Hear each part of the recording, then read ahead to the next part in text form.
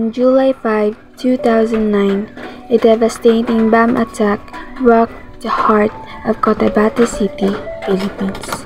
The explosion, which occurred outside the Immaculate Conception Cathedral during Sunday Mass, claimed the lives of 5 innocent people and injured at least 30 others. This tragic event sent shockwaves through the community and the nation as a whole.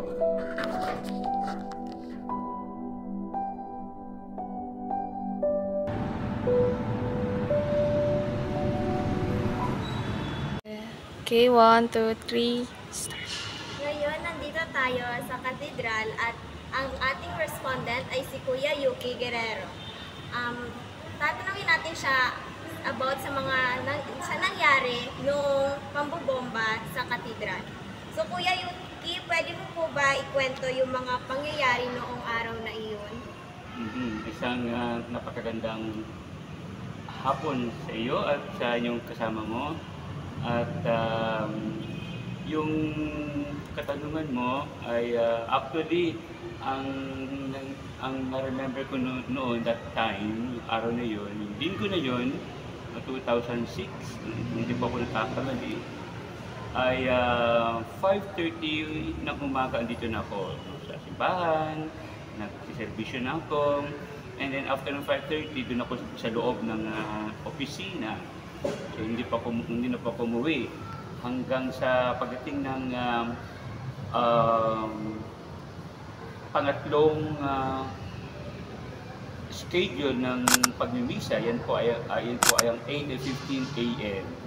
At yung 8:15 AM, nakataon po yan ng first Sunday, kung di pa ako nagkakamali, na first Sunday, 8:15, yan po ay sponsor po ng isang paaralan na pribado, at ang presider naman ay walang iba ang ating kardinal, ang dating Archbishop, His Eminence Orlando Cardinal Quevedo OMI. Sa loob ng pagmimisa, sa loob ng misa, ay doon ay nangyari isang karadumal-dumal na pangyayari. Hindi ako lubos na maisip na ganun pala, akala ko nasa television lang, nasa palabas lang, pero ito ay talagang totoong nangyari. Nung sumabog ay talagang hindi natuloy ang misa, talagang doon sa likod banda hanggang sa labas ng gate ay daming natamaan. Ang iba naman mga nasugatan ay pumunta sa office namin, at isa pa ako sa saksi na talagang maraming naapektuhan, maraming talagang nasugatan, at isa pa ako na tumulong, nag-akay sa mga biktima. So yun po ang na-call ko po. So ano po yung mga naisip o naramdaman niyo matapos yung pagsabog?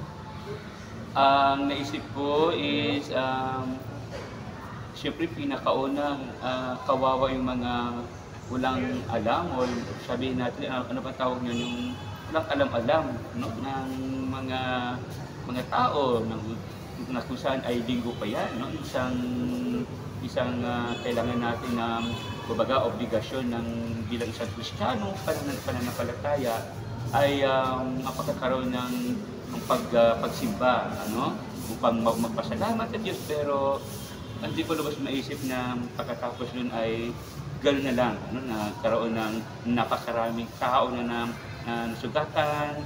Ang iba naman ay yung takot na magsimba dito po sa simbahan nung taon na yun. Paano po nakaapekto ang karanasan na ito sa iyong emosyonal na kagalingan?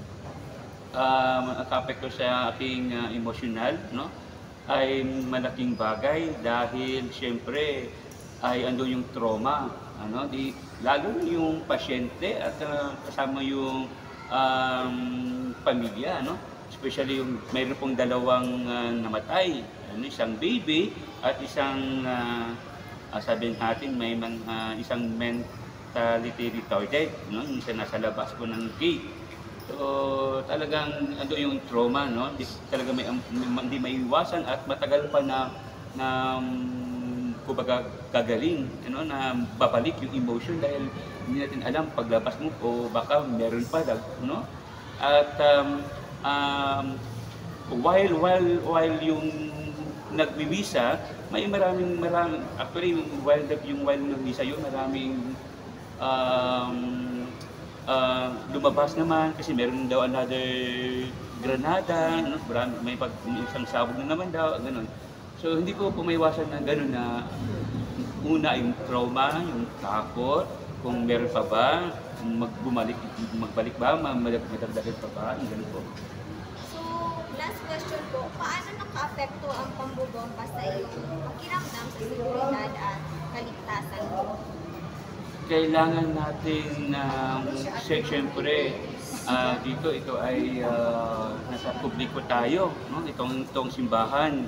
So kailangan natin ay mas maganda siguro ay kailangan natin mag-request ng kapulisan, no? Dahil ito ay isang karagdagan na pangangailangan, no, ng community. Kailangan situate na tingnan ng mga pub, ano man dyan. At the same time, tayo din, no? Tayo mga tao din, ordinary tao, kailangan din natin na magbantay, no, sa ating sarili, sa ating katabi, kung sino man. So, sa ganun, ito ay isang makatulong. Ganun po. Maraming salamat po sa iyong sagot sa katanungan namin, Kuya Yuki. At yun lang po.